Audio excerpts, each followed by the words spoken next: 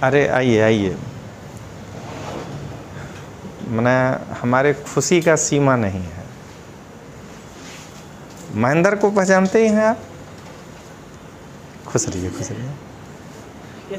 महेंद्र को पहचानते ना हैं? आइए ना इधर भाई, थोड़ा लोग आपको पहचान। महेंद्र के बैच में बताए हैं कि कोई बेरोज़गार नहीं है, ये भी सरकारी नौकरी करते हैं। अब यही 5 मिनट आपको बताएंगे, तब हम पढ़ाएंगे। तो ज़रा आप अपने बारे में बता दीजिए, हम बताएंगे तो कुछ ऐसा भी हो सकता है कि गलत बोल दें। ये लोग हमारे सबसे पहला 2004 के बैच के विद्यार्थी। फर्क देख लिए आप? अभी अपने, हम तो नहीं कहते इनको पैर छुप प्रणाम करिए। आज वाला विद्यार्थी हाय सर, हाय सर, देख रहे हैं ना, यही सब होता है। तो थोड़ा बताइए अपने बारे में। हाँ, मेरा नाम, हाँ, गुजराती चाल से, मारू नाम हार्दिक भट्ट से। મહેન્દ્રની વાત કરી એ અમે બધા એક સાથે રહેતા હતા, સરના જ નજીકમાં રહેતા હતા, ડી કેબિનમાં જ રહેતા હતા ને સરે બહુ ધ્યાન આપ્યું અમારું। અમે 6 જણ હતા लगभग। विजय का उसका मुझे ध्यान नहीं है, अपना विजय का मुझे ध्यान नहीं है, बाकी બધા જ નોકરીમાં લાગી ગયા છે। હું SBIમાં છું, મને 14 વર્ષ થઈ ગયા છે। GPSC પ્રિલિમ્સ પાસ કરી હતી। થોડી મિસ્ટેક થઈ એ વખતે, ગડબડ કે મેં વચ્ચે જોબ કરી એટલે મેઇન્સ મારું ક્લિયર ના થયું, અદરવાઇઝ ક્લાસ 1 2 માં થઈ ગઈ હોત જોબ। અને એની સાથે સાથે દર સન્ડે જે બી એક્ઝામ આવતી એ આપતા અમે લોકો। એટલે GK ને એ તો સાહેબ બહુ સારું ભણાવે છે। હિસ્ટ્રીમાં બી ઇન્ટરેસ્ટ સરના લીધે જ લાગ્યો। સરનો એક સેમિનાર હતો બરોડામાં વર્ષો પહેલાં, આઈ થિંક સર કબ 5 या 6 में किया होगा शायद।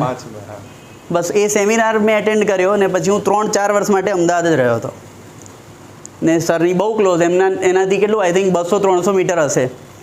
એટલે સરે પર્સનલી પણ બહુ ધ્યાન આપ્યું। મેડમે, સરે ક્યારેક પિક્ચર જોવા જતા તો પણ સર બોલતા, અમે ડરતા, ગાર્ગી અરે બચ્ચા।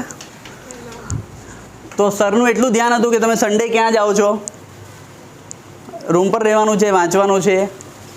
રૂમ પણ કદાચ સરે જ બતાવ્યો હતો। એટલે સરે ખરેખર બહુ ક્લોઝ છે સર।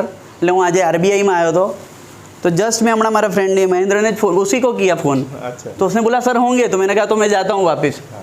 थोड़ा आगे निकल गया था।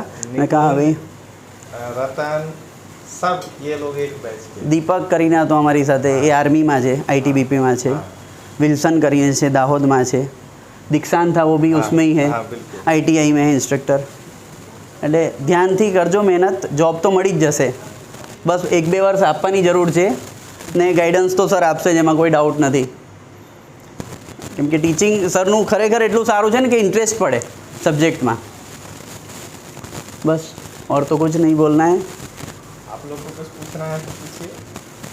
એક્ઝામ્સ આપજો દર સન્ડે, જે બી એક્ઝામ્સ આવે અમે લોકો દર સન્ડે જે બી એક્ઝામ આવતી હતી 15 દિવસે મહિને આપતા હતા, એનાથી કોન્ફિડન્સ બી આવશે। UPSCમાં બી એવું થયું कि मैंने થયું तो कदाच फर्स्ट टाइम में निकल जाता प्रीलिम्स, पर वो नहीं निकला। वो बहुत सारा गलती मेरा हो गया था थोड़ा हड़बड़ी में, अदरवाइज ये पण થઈ જતું। UPSC પ્રિલિમ્સ તો નીકળતું, મેઇન્સ લખી શકતો, પણ થોડીક મારી પોતાની મિસ્ટેક હતી કે મેં MS માં ત્યાં બરોડામાં जॉब કરી 8-1 महीना, કેમ કે એ વખતે થોડું કોમ્પિટિશનના લીધે उसमें भी ऐसा लग रहा था कि नहीं होगा, होगा नहीं होगा। अच्छा, कुछ किताब का नाम बता दीजिए जो आप पढ़ते थे उस समय। कोई हो गया बहुत दिन हो गया सर। अभी तो एक आध अगर याद आए, KC श्रीवास्तव वगैरह। हाँ, KC श्रीवास्तव, और सर ने जो बताई थी वो सब हमने खरीदी थी, और फिर भी किसी और को दी कि अब भाई आप पढ़ना। पूरा सेट जो था, अभी ध्यान नहीं है किसको दिया, वो भी याद नहीं है। बस पर अच्छा रहेगा, ध्यान से पढ़िए। जॉब तो लगेगा, थोड़ा सा वो रहेगा, किसी को पहले लगता है, किसी को बाद में लगता है, पर मेहनत करना है, जॉब कंफर्म लगेगा।